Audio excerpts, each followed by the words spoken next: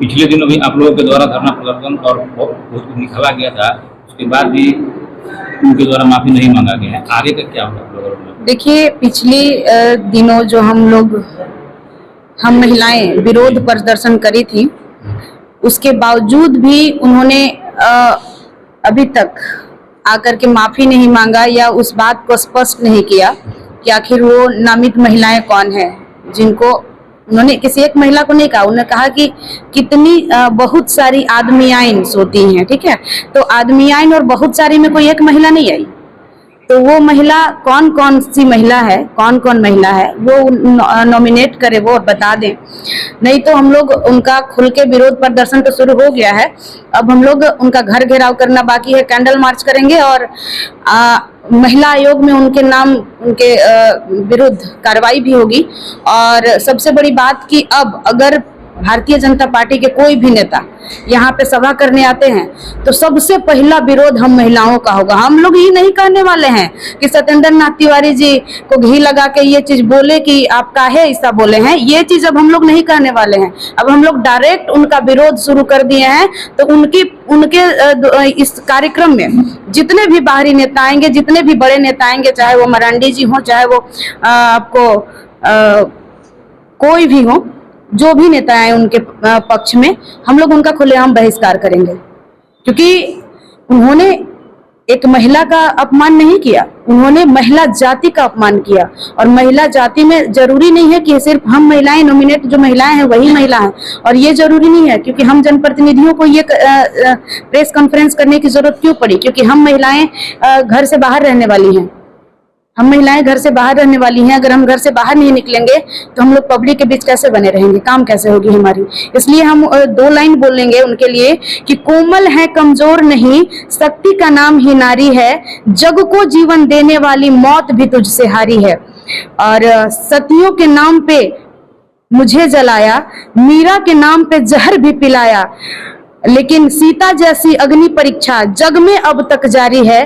कोमल है कमजोर नहीं, शक्ति का नाम ही नारी है। तो हम ये कहेंगे कि हम लोग कमजोर नहीं हैं।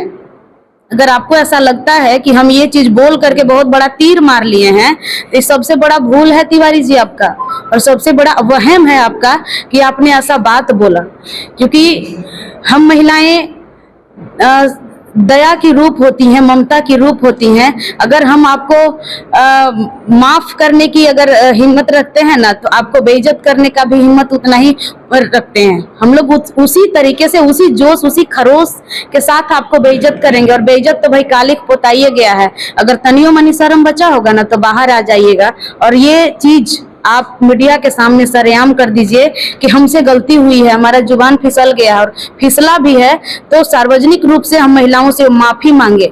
नहीं तो एक तरफ सरकार हम लोगों को आरक्षण देने की बात करती है और दूसरी तरफ अपने नेताओं से गाली दिलवाने का काम करती है। ये कहाँ का न्याय है? ये कहाँ पक्का पार्टी है? कैसी पार्टी है? ये जनता को किस तरीके से गुमराह किया जा रहा है, ये तो हम लोगों को समझ में नहीं आ रहा है। आने वाला चुनाव में ना हम लोग एकजुट होकर के ऐसा बैटिंग करेंगे ना, ऐसा बैटिंग करेंगे कि बॉल छक्का तो लास्ट जाता है, उसके बाउंड्री पार जाएगा।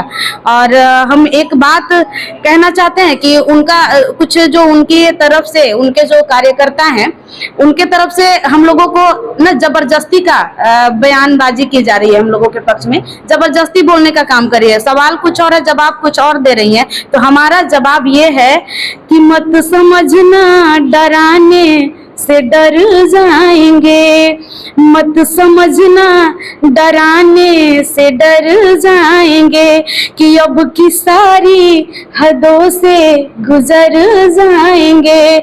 मत समझना डराने से डर जाएंगे, अब की सारी हदों से गुजर जाएंगे।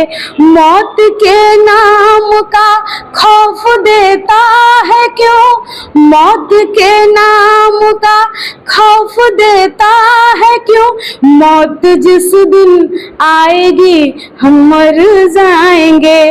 कि मत समझना डराने से डर जाएंगे। तो तिवारी जी को हम लोग ये बता देना चाहते हैं कि अगर आपको लगता है कि हम महिलाएं कमजोर हैं, अगर हम बेलन चलाना और रोटी बनाना जानते हैं ना, तो उस बेलन को अच्छे से घुमाना भी जानते हैं और उसका यूज भी हम महिलाओं से बेटर कोई नहीं जानता होगा। और हमारा हाथ में अगर बेलन है तो हमारा हाथ में बंदूक और गोली भी है, हम लोग उसको भी चलाने जानते हैं, क्योंकि हमारी भागीदारी अभी 50-50 का हो चुका है। धन्यवाद।